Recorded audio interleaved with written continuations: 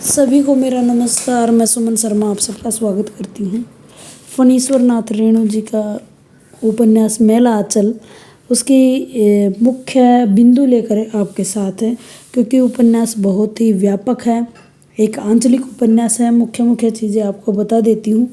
आंचलिक उपन्यास है, फणीश्वर नाथ रेणु का पहला उपन्यास है और पहला ही उपन्यास उनका महत्वपूर्ण आंचलिक उपन्यास है और यह 9 अगस्त 1954 में प्रकाशित हुआ। रेणु जी पिछड़े हुए ग्रामीण संस्कृति के प्रति अपनी आत्मीयता दिखाते हैं और यहाँ की सांस्कृतिक, सामाजिक, राजनीतिक, आर्थिक स्थितियों के साथ साथ यथार्थ का प्रदर्शन करते हैं। जो इसका कथानक का मूल्य, जो मेला आंचल कथानक का मुख्य केंद्र बिंदु है वो बिहार का पूर्णिया जिला है और वहाँ के मेरीगंज जगह है जहाँ का जिक्र इसमें किया गया है। 2 खंडों में ये विभाजित है। मेरीगंज जो है, पूर्णिया जो जिला है वो एक और नेपाल से, दूसरी ओर पाकिस्तान से तथा तीसरी ओर पश्चिम बंगाल से घिरा हुआ है। 2 खंडों में पूरा कथानक बिखरा हुआ है। प्रथम खंड में 44 अध्याय लगा सकते हो और दूसरे में 23 परिच्छेद हैं। पूरा इसमें कोई किसी भी नायक विहीन हम इसको कह सकते हैं ज़्यादातर, क्योंकि सभी का अपना महत्व है और पूरा ऐसा कोई पात्र नहीं है जो शुरू से लेकर आखिर तक इससे जुड़ा हो। यहाँ बात कर लेते हैं हम। इसमें 18 मुख्य कथाएं हैं और 78 गौण कथाएं हैं।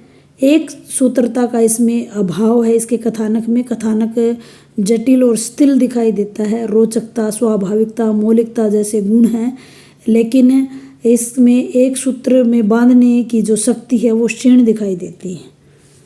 आइए इसकी कथा को समझने के लिए, ये हिंदी साहित्य में एक मील का पत्थर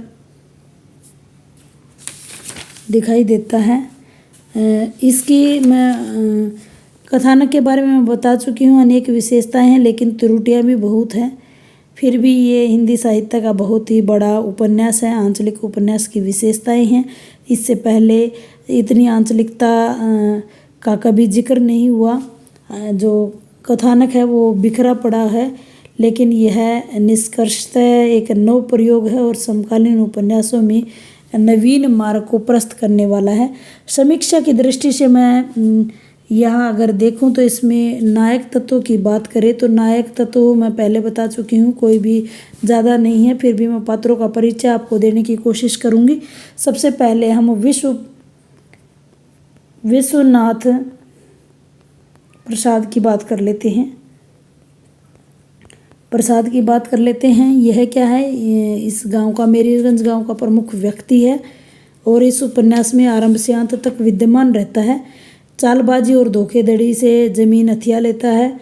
उपन्यास के अंत तक जो ग्रामवासी हैं उनके की जमीन छीनता रहता है, लेकिन विवाह से पूर्व बनी इनकी बेटी कमली है जो प्रशांत से प्रेम करती है। लास्ट में वो प्रशांत को अपना दामाद स्वीकार कर लेता है। गांव के सभी घटनाएं इससे संबंधित रहती हैं।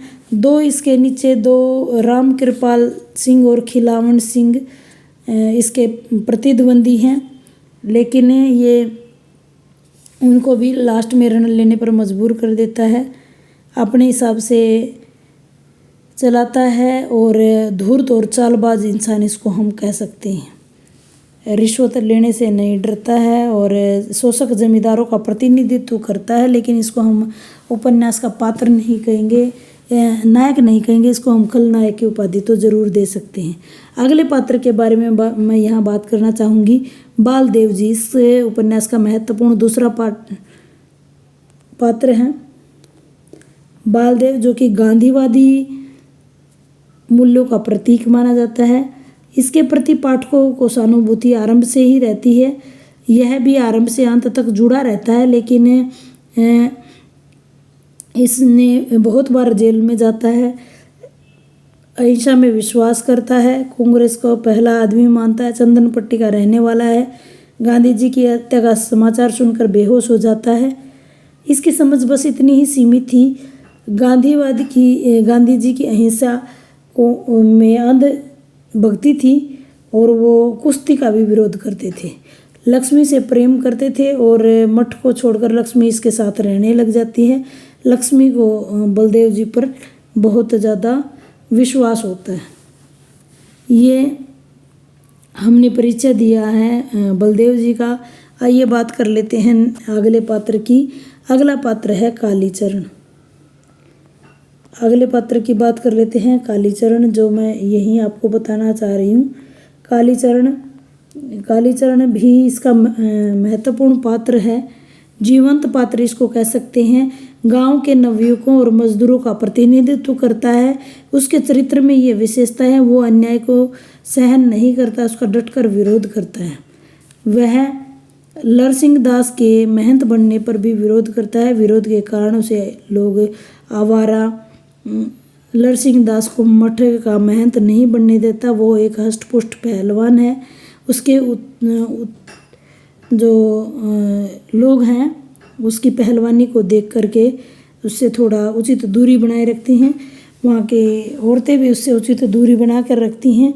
इन्हीं विशेषताओं के कारण लक्ष्मी जो है उसके प्रति कृतज्ञ है। कालीचरण में मानवता कूट कूट कर भरी हुई है। मंगला के बीमार होने पर भी वह उसकी देखभाल करता है। बीमारी फैल जाने पर भी सभी की देखभाल करता है। उसी की मदद के कारण कालीचरण के अलावा और कोई नहीं करता। वह चांद पहलवान को भी कुश्ती में पछाड़ देता है। कुश्ती लड़ने को भी वो तैयार तक नहीं था, लेकिन फिर भी लड़ता है। उपन्यास में नायक इसको हम नहीं कह सकते, लेकिन ये आरंभ से अंत तक तो बना रहता है, सभी घटनाओं से भी जुड़ा रहता है, लेकिन इसको हम दूसरा नायक कहें तो अतिशयोक्ति नहीं होगी। अगले पात्र की बात कर लेते हैं ताकि आपको कहानी थोड़ी सी समझ आए। बामन दास जी हैं जो सच्चे गांधीवादी विचारक हैं। कट्टर कांग्रेसी कार्यकर्ता है। गांधीवादी विचारक होने के कारण अहिंसा और सत्य आचरण करने वाले व्यक्ति हैं। उपन्यास के अंतिम भाग में उनके करुणाजनक अंत दिखाया जाता है, जिसका कंपैरिजन गांधी की हत्या से किया जाता है।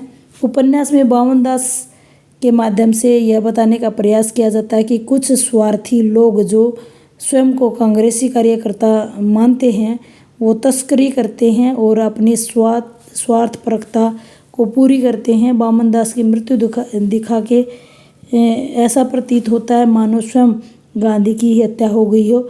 उसमें नायक के गुण हैं, लेकिन हम उसको नायक नहीं कह सकते हैं। आगे बात कर लेते हैं हम डॉक्टर प्रशांत की।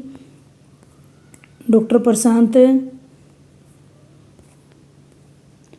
जो कि मलेरिया और कालाजार के रोगों से बचाने के लिए मेरीगंज में आए थे। उपन्यास के नायक की संभावनाएं इसमें दिखाई देती हैं, लेकिन हमें यह नहीं भूलना चाहिए कि जो नायक के गुण होते हैं आधुनिक